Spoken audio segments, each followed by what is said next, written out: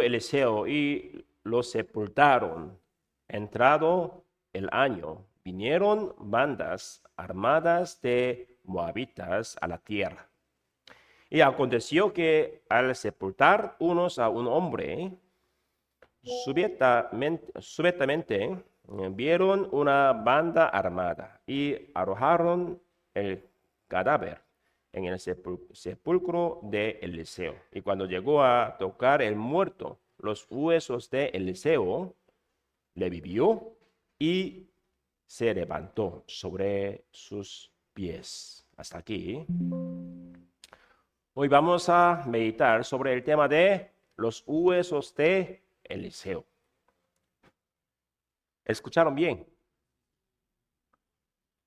Eliseo fue un profeta que estuvo activo en el norte de Israel durante 50 años, desde el noveno ley Joram hasta el 12º de ley Joás. Él fue el que entregó el mensaje de Dios a través de muchos milagros y protegió el norte de Israel. Cuando terminó su misión, murió en Dios. En ese momento, la cultura israelita solía construir una cueva para almacenar a una persona cuando moría. Y luego la cerraba con una puerta de piedra, ¿verdad? Por el hecho de que los huesos de Eliseo fueron listrados en el versículo 21, parece que ha pasado mucho tiempo desde que Eliseo murió. A través de Eliseo, Dios estaba protegiendo la nación de Siria y Moab de la amenaza. Sin embargo, con la muerte de Eliseo, Siria y Moab ya no temían el norte de Israel. Como leemos en el texto, el tiempo de los ladrones moabitas saquearon todo el norte de Israel. Cuando un hombre murió y fue en procesión para ser enterrado, se encontraron con el tiempo de los ladrones moabitas, ¿verdad?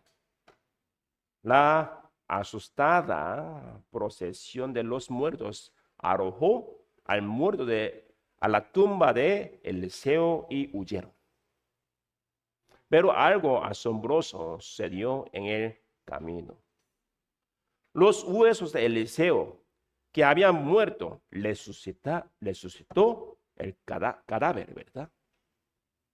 A través de este evento, Dios predijo lo que Jesús iba a hacer. El protagonista de la Biblia es Jesucristo, ¿no? ¿Verdad? Dios hizo una prenda de vestir de pieles para Adán y Eva para explicar la ley de expiación y la muerte de Jesucristo. Romanos capítulo 6, 23 dice, la paga del pecado es, ¿qué? Muerte. El animal tenía que morir para ser vestido con pieles, ¿verdad? Así mismo, Jesús tuvo que morir para darnos vestiduras de la salvación. Lo mismo ocurre con el arca de Noé. Cualquier pecador, si subía en el arca de Noé, podía haber sobrevivido el juicio de Dios, ¿verdad? Así como la forma del arca de Noé no era bonita. Jesús no tenía nada atractivo para que le deseemos cuando estuvo en la tierra. Pero los que se refugian en Él, los que creen en Él, pueden escapar del juicio eterno del fuego, ¿verdad? Israel había estado esclavizado en Egipto durante 430 años. Cuando Dios escuchó su clamor, levantó a Moisés para que saliera de Egipto.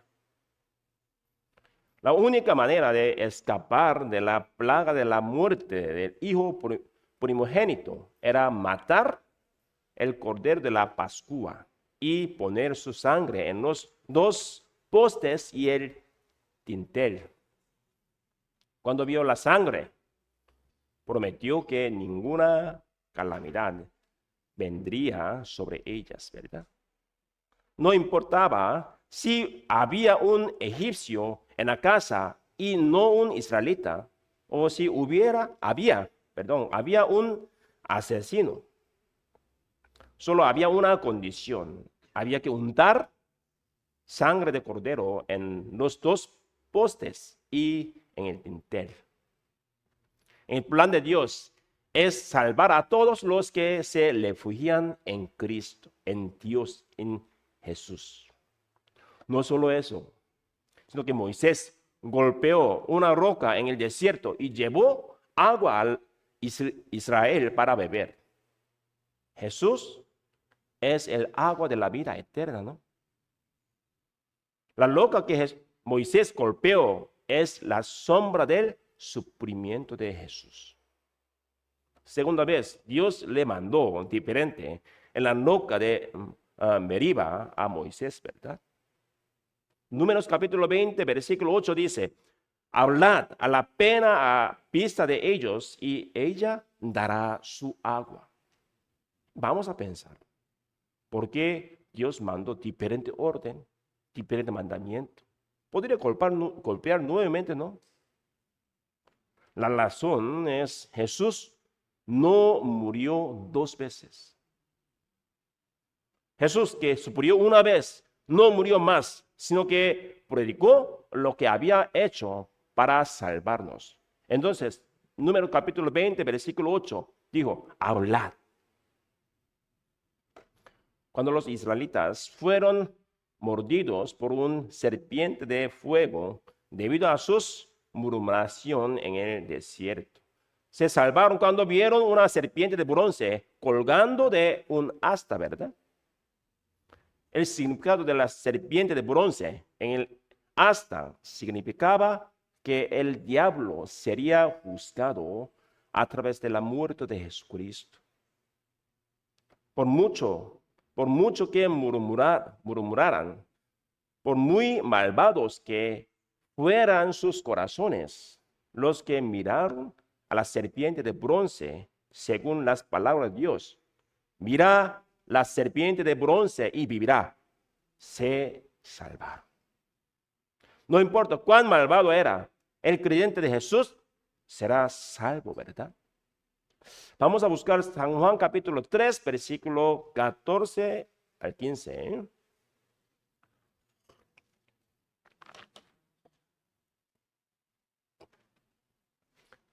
San Juan capítulo 3, versículo 14 al 15.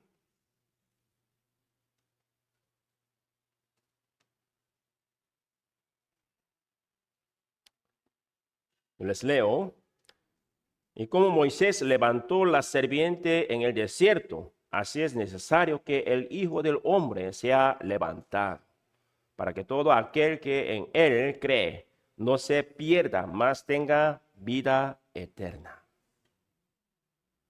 Números capítulo 21, 9 dice que miraba a la serpiente de bronce y vivirá.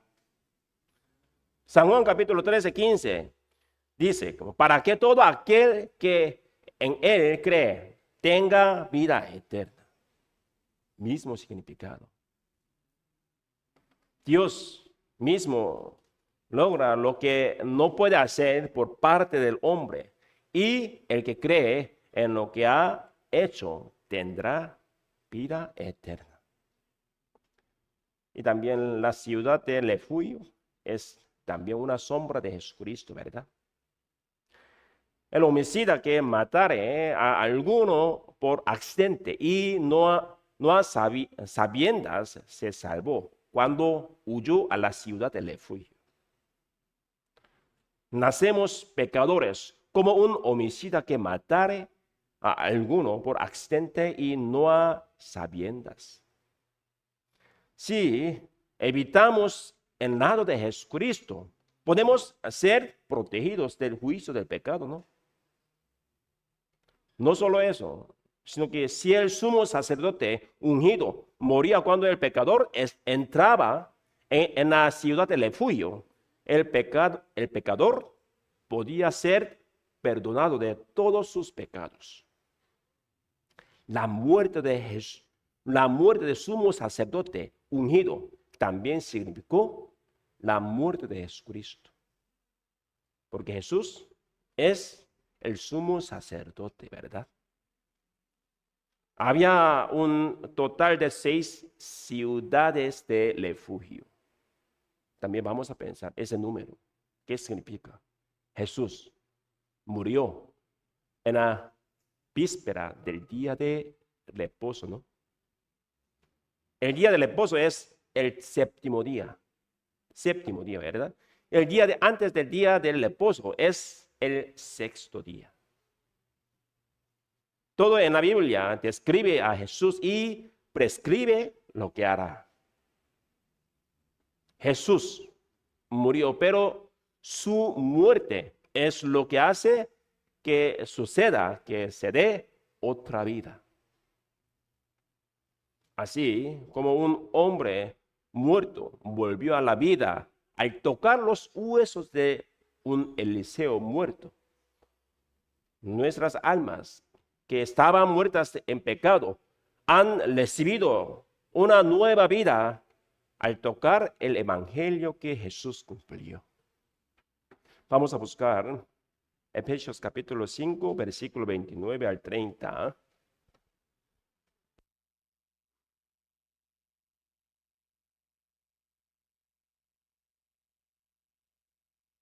Efesios capítulo 5, versículo 29 al 30.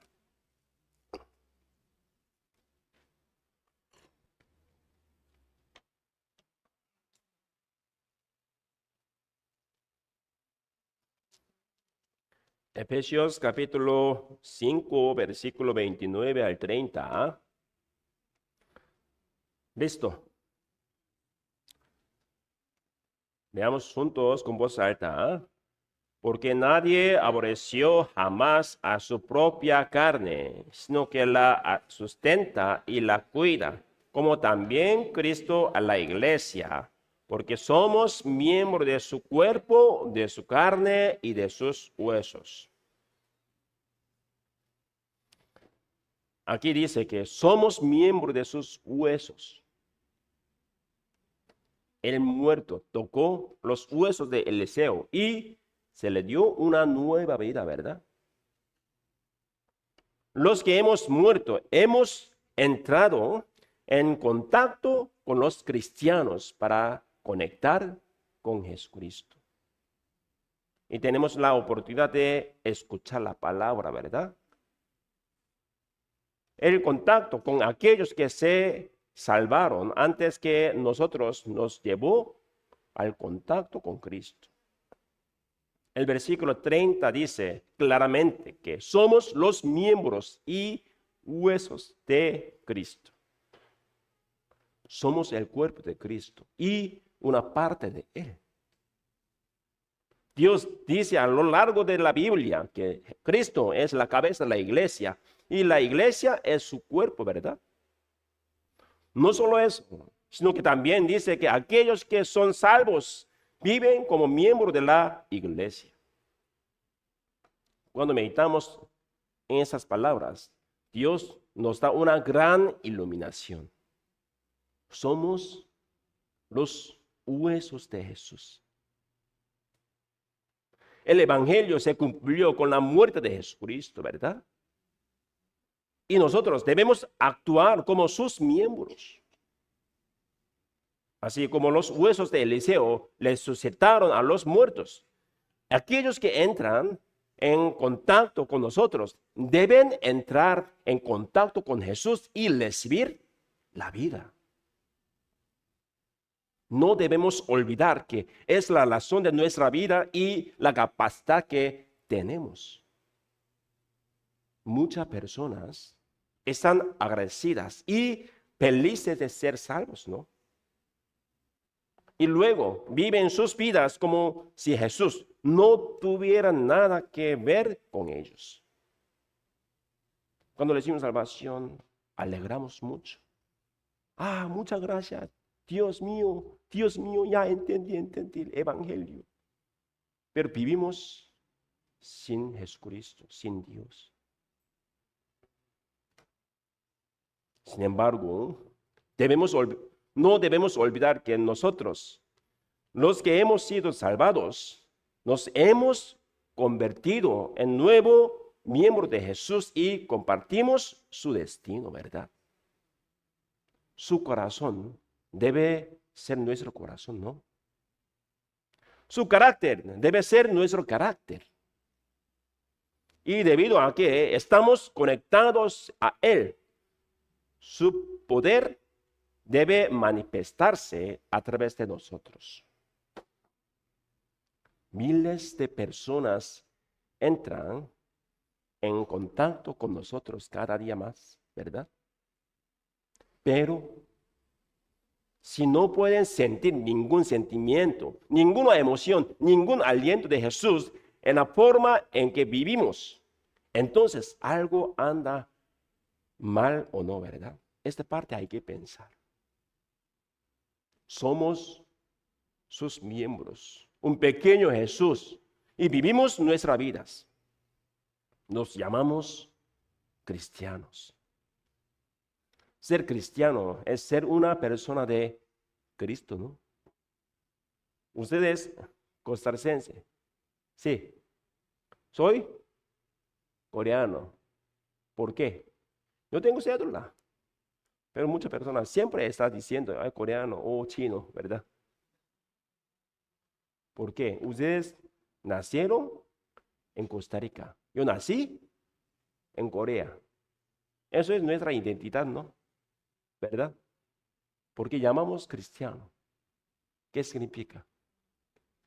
Nacimos de nuevo en Cristo. Eso significa. Eso es nuestra identidad espiritualmente. Solamente estamos diciendo, yo soy cristiano, nosotros cristianos. Estamos diciendo, pero hay que entender ese significado.